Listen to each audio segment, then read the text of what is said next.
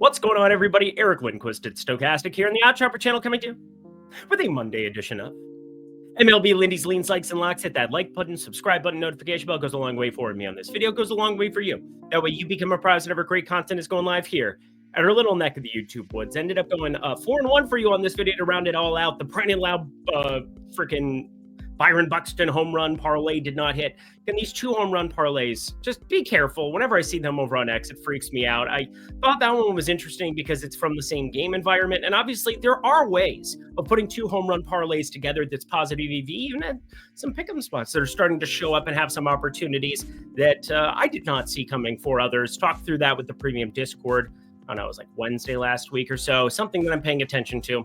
I'll be bringing it to your attention as well. If you guys are in the premium Discord, you don't have to worry about it. We can talk about anything you want to, and trust me, we do. We talk about all of the things, including, well, bets that you guys are thinking about making. In fact, the subs themselves, I ended up doing a couple of tales of them. Yeah, it's called Tales for a reason. We're tailing each other. We have a lot of sharp people in there. And not just myself, but we've got Eitan Shander, who's fantastic. We've got Greg Ehrenberg, who Zach Wheeler plus 800 to win the NL Cy Young. What a ridiculously good bet that looks like. Not just in hindsight, just overall. Yeah, Zach Wheeler complete game 12K masterclass. I was on the over of his strikeouts. That was awfully fun. Should have nuked it. But we nuked Suarez the day before. He goes over his 5.5 strikeouts. Ended up being a really, really nice tail end of last week into the weekend. Both ended up being profitable here. We'll see how Sunday night baseball, they just tried to kill me with 2 baseball games tonight, but I'm not complaining. More baseball is better than less baseball. And if you guys want to cover all of it with me, $5 for your first week, signing up at the link below. That is Lindy5. See you guys there. All right, to the plays we go. Boop. Oh, I almost hit the movement of the camera. One day it'll be perfect. One day. Today is not that day. Shane Baz has been damn near perfect in the strikeout department the last couple. 9 and 11. 11 against the Athletics. Completely shut them down in Tampa. Detroit, I really do need to see the lineup every single day with them because there's so many different iterations of how they handle righties and lefties. And we know that Riley Green's going to be up there. What a ridiculous come from behind game if you were watching that today against Cleveland. If you have an under that you ended up betting in that game, rip. I mean, that is about as bad as gets. I think it was like 1-0 going into, 1-1 going into extras. Then Riley Green goes yard. It was just absolute insanity. Was the other? Was it Torkelson went yard earlier, I think, or was that in extras as well? Regardless, the point is just unbelievable stuff occurring there for the Detroit Tigers, but utilized a lot of their bullpen pieces. I'm not sure if I can take advantage of that with anybody on the Tampa Bay side. Kind of weird to see Taylor Walls hit the only home run in that series against my Twins. Like, unbelievable. And Harrison Bader goes yard 3 times over it. Of course, they found a curious way of losing that one in extras today, but hey, 2 out of 3 ain't bad. That's what I think it was Meatloaf that taught us that once upon a time. I wasn't alive yet. Boston under 5.5 team total. So 5.5 is a zesty little number that we're getting there. But obviously Colorado, they get to take all of their pieces and move out of Coors Field as well. I don't expect much good hitting on their side of things. Much good hitting. Nice English. I don't expect no good English from me either. But Hunter Goodman, hey, congrats. All-star game. Guess what else?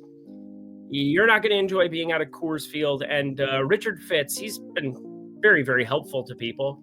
Yeah, I might be looking at some Colorado props, that's for sure. But Boston, under 5.5 team total. I ended up not pulling the trigger. You get the worst bullpen in the history of mankind right behind Austin Gomber. And Gomber, 300 expected batting average.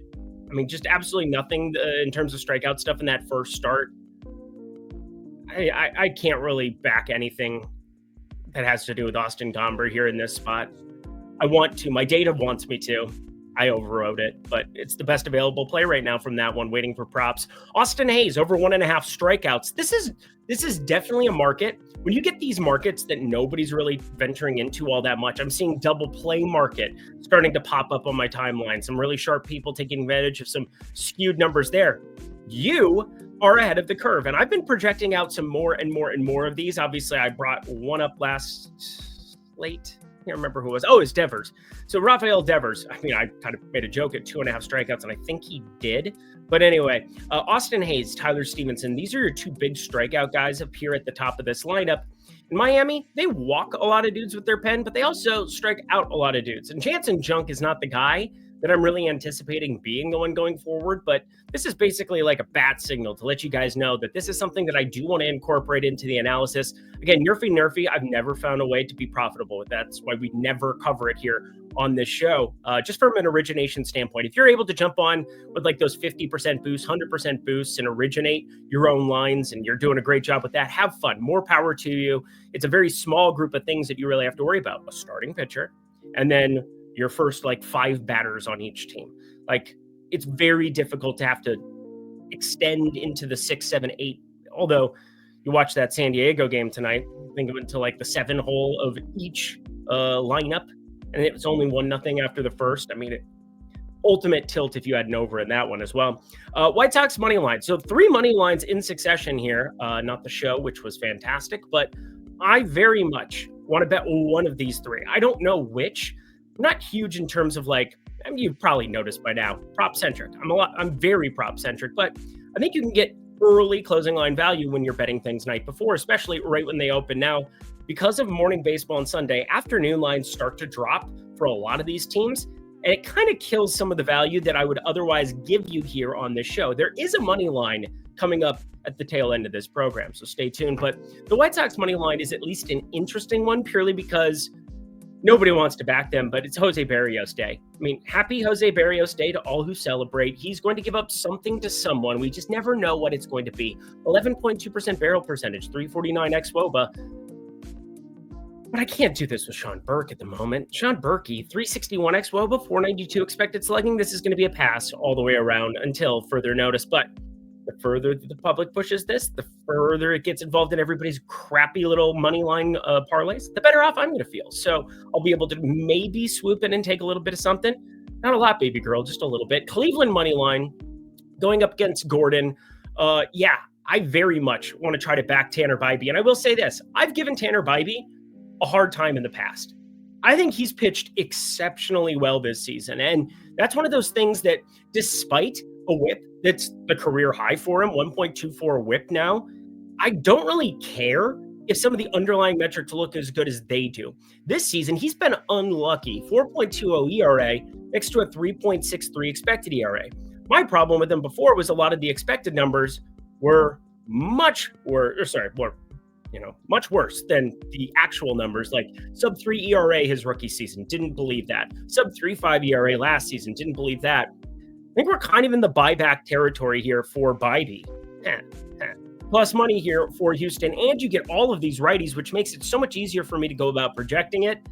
I think this is my favorite of the 3 right now, but I'm going to let the data do the work for me. And speaking of, we've got Phillies and Giants here rounding out the lean category. I think this is my least appealing of the 3, but it's Christopher Sanchez, 4 kids, and I got to take all that ass to showbiz with another guy over on the other side. There's going to be a lot of questions on who it could end up being. San Francisco is still playing baseball here today, and I don't know. There's 4 guys that could potentially get called up to just have a spot start and then go full bullpen. But I don't know who they'll be here at the moment, and that kind of matters in my projection. So as for now, Christopher Sanchez has been just exceptional. Tons of ground ball stuff, 284 xwOBA, 344 expected slugging, 26.2% K rate. Yeah, it's just I doubt we're going to get the price that I anticipate, like where I would want to be betting this. So it sits in there as a placeholder for now. Before we get to the picks, though, just to revamp, because I don't have another slide to share with you. This is actually a different slide I can share with you, as is this one. And again, shout out to Greg Ehrenberg, Zach Wheeler, my dear Lord. What an unbelievable bet he put out there for the people in Tails. Gives you all of his future plays. He's the best at it. He made like high mid 5 figures betting Corbin Burns and El Cy Young a couple of years ago. Yeah, I tailed him on that. Now, you best believe I tailed his plus 800 Zach Wheeler, and that has come to fruition in a beautiful way. So if you want to jump on in, water's warm, come on in to the premium Discord, $5. Alrighty, let's get to the play, shall we? Woohoo! The Dodgers taking on the Milwaukee Brewers, and we got ourselves a little pitching matchup, not mismatch, matchup. I always get those. At least I didn't say piss mismatch. Now I did. But anyway, Yoshinobu Yamamoto going up against Freddie Peralta. And Yamamoto, There are some concerning signs with him. I have a couple of concerns, but guess what? They kind of go nil when you go through the pitch mix alongside some of these Milwaukee Brewers, especially in Milwaukee. We expect the roof to be open here unless there's weather because it turns into a sauna. Otherwise, they don't have air conditioning. Lots of things I'm learning from my friend Jeff in the premium Discord. So shout out Jeff. I know he's kicking it. But Christian Yelich, not a lot of loft. William Contreras, not a lot of loft. Bryce Terang has had a pretty decent season in terms of the old hard hit. Doesn't have a lot of loft. In fact, the only guy who does loft a baseball is Rhys Hoskins, and he's going to be on the 10-day IL, which is kind of the big deal for me here. Doesn't sound like it is, but you're going to get, no matter what, Jake Bauers out there playing first base or left field. Like, they have to have him out there against righties now. There's just not a path for other guys. Like, they can play other dudes, I suppose, at first base. They don't want to. I can tell you that much. I mean, you could play a Contreras. You could play some other pieces. So I'm very curious to see Milwaukee's lineup, but knowing that Rhys Hoskins, the one guy who does launch the baseball and has potential home run upside, is going to be out of it, I feel much better. And in fact, I feel so much better knowing that Freddie Peralta's kind of been on the struggle bus himself, nearly a 10% barrel percentage. We're looking at high loft contact, 18.5-degree launch angle, and Sung Kim, I mean, he's going to be in the lineup almost every day here for the Dodgers going forward, which is about damn time. He's been pretty good. He's deserved some other opportunities. That's an exact quote from Dave Roberts on stuff. But anywho, I like this Dodger lineup. Obviously, they're very, very good. They've been underperforming, and Houston came to town. I think that just has more to do with Houston's bullpen and what they're capable of doing. Their starting pitching is obviously Framber Valdez is back to doing Framber Valdez things. So I'm going to give the Dodgers the benefit of the doubt over the weekend for Houston, like waxing them 18-1 and doing some ridiculous shit. Dodgers money line, I like it. Let's continue on our merry way. Play number 2, Pittsburgh taking on Kansas City. And this one is actually a prospective line, and I don't really care. I really don't. It's going to get bet up to minus 145 here. Or sorry, down to minus 145. Yeah, we're going down. But what am I taking an under of? Well, we got Noah Cameron on the mound going up against Andrew Heaney. So a pair of southpaws, that makes it fun. It's going to be 85 at first pitch, cools off a little bit into the evening window, and humidity looks like the wind also is blowing across the field a little bit more than it is out to left, which is very useful. But Andrew Heaney has not been very good, and the strikeout stuff is just gone. Back with the Dodgers, you saw north of 30%. There are times throughout his career he's been sitting in the mid-20s with the Angels and things of that nature. 18.4%. No real heat to come with it. Yeah, he's a sitting pinata there, but Kansas City's been dead last in baseball with a sub 70 WRC plus against Southpaws. Not pretty. It's not pretty by any means. So no, we're not going to the under of the game, and we're not going to the under here as far as like anything that has to, maybe some unders on Andrew Heaney, I suppose, but this is going to be a Noah Cameron spot for me, and we've done a really good job on this program, whether it was Drew Rasmussen, who I thought was somebody who was going to get his pitches really limited, and then, shit, he only went like 2 innings against my Twins. I think that's something to pay attention to. I think we probably missed the boat on that one, but we've taken some under on 2.5 earned runs for him, even in that difficult ballpark, because you end up getting an opportunity for him to basically run amok. You get him an opportunity to just, hey, go out, throw 70 pitches, and go completely nuts, and you're going to get subbed out. This is different than that because I do expect Noah Cameron to be just fine to pitch as much, as often as they need him to. But the whole point is that his, he just avoids run creation entirely. 2.56 ERA, 1.01 whip. I mean, we're talking phenomenal numbers, but listen to this. 83, 88, 84, 80. Those are his pitch counts the last 4. Hasn't really got himself in like a ton of jams. He did get beat up by the Dodgers a little bit for 5 earned, but 4 2/3 against Seattle with no earned runs, 5 strikeouts, only 80 pitches. This is wild to me. He's pitching on just 4 days rest. I think you want to hammer this line as soon as it drops. And again, I would be betting it up to that minus 150 type number. Again, not Kansas City money line, but it's just ironic that it's hanging there. It is Noah Cameron under 2.5 earned runs. I think there are very little chances for this Pittsburgh lineup that's not very good against lefties. Sure, they hit like good in one series against St. Louis in PNC Park. Congratulations. They went to Seattle. They died. Well, Kauffman Stadium isn't that much better, even though the weather looks much better than what they were dealing with in the dome, I guess, of Seattle. T-Mobile. Good talk. So weird about the transition. I'll figure something out for that eventually. But we're going to get ourselves along our merry way. Hit that like button. 2 more plays coming your way. This one, basically a twofer.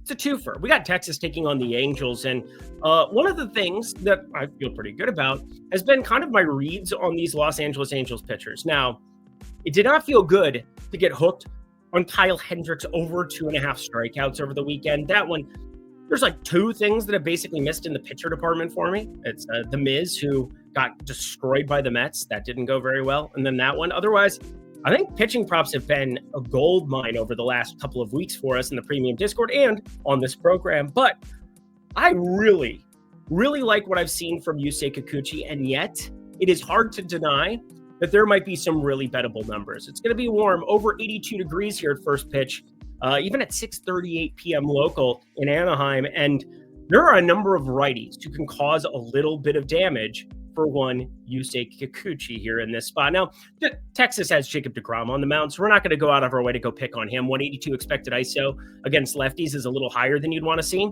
Guess how many lefties you have to deal with on the Angels? Damn near none. We're going to be looking at his strikeouts. We're going to be looking at a lot of things with Jacob deGrom tomorrow, just a little bit of a warning. But I also want to target a little bit of Yusei Kikuchi on the other side.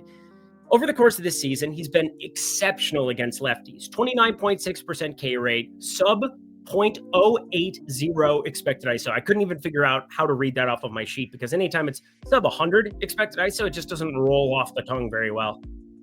I love to roll things off my tongue. That sounds like I'm doing drugs. I do not do drugs. But we've got ourselves a great opportunity, despite the fact that I sound like I do. We have a great opportunity, friends, to fire up home runs. Lefty power is generally what you want to get to in Anaheim, but righty power with Zach Neto, Mike Trout, Logan O'Hoppe, Joe Adell, Taylor Ward, it's still shown out pretty well this season. And so I'm going to the Texas side of things because one Yusei Kikuchi has just a 23% K rate. So we're talking 6.5% difference against righties, and a 207 expected ISO with a 14.5 degree launch angle. Yeah, there's 2 guys that I expect to be pretty bettable in this spot. And man, oh man, I think they have crazy upside. One is Wyatt Langford. The other one is Jake Berger. Let me just throw the slide up here so then I can jump over to my numbers. Wyatt Langford, he just comes back off the IL. I'm very excited about his prospects after, having this hip issue. You could tell that there was something wrong with him. He is too good of a hitter. And over the course of the season, still a 272 expected ISO against lefties with a nearly 20 degree launch angle and only 4 home runs to show for it, which is wild that he's gone after righties a little bit harder. But Jake Berger as well, 27.1 degree launch angle, only 3 homers. The main reason you don't see one with tons of them, teams try to avoid bringing their righties or their lefties out against these 2 individuals. And some of these other righties, Adolis Garcia's had some issues hitting lefties in the past, but that is neither here nor there. Wyatt Langford, Jake Berger, at least one of the 2 is going to be on the old card, but I do think there's a world, I'm always scared to say it, where you could put a very small unit allocation on a 2-homer parlay. I know you want to hear that. And plus, Brandon Lau and Byron Buxton did hit on Friday for my first one that I've done ever here on this program. Wanted to give it to you. X go and give it to you. Speaking of Arizona taking on San Diego, there's no good segue for that. So we're just going to get this one covered. I like the dog in this one. Zach Gallen gets to go in to San Diego.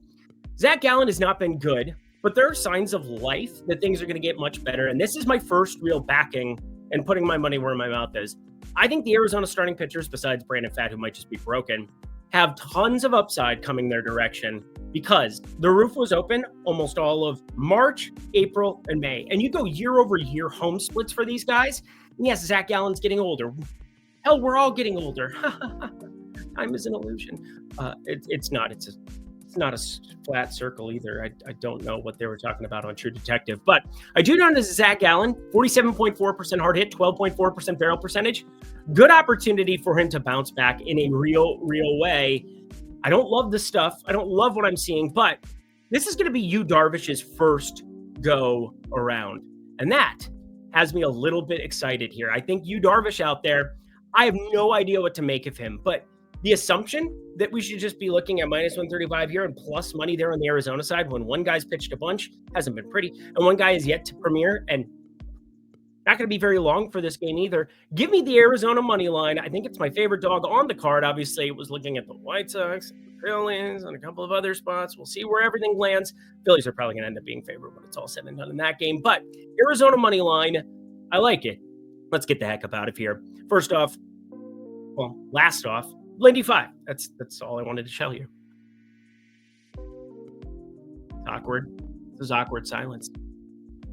And that does it for another edition of MLB Lindy's Leans, Likes, and Locks. Head to the comment section below. Let me know your favorite plays here on Monday. I'm always looking, always paying attention. Look at the baby. Look at the baby. It's good stuff. Lindy 5, that is down in the video description box below. Sign up. Come kick it with me. Ask me questions. I will give you answers, and we'll sweat some baseball together in a very kind, orderly fashion, of course.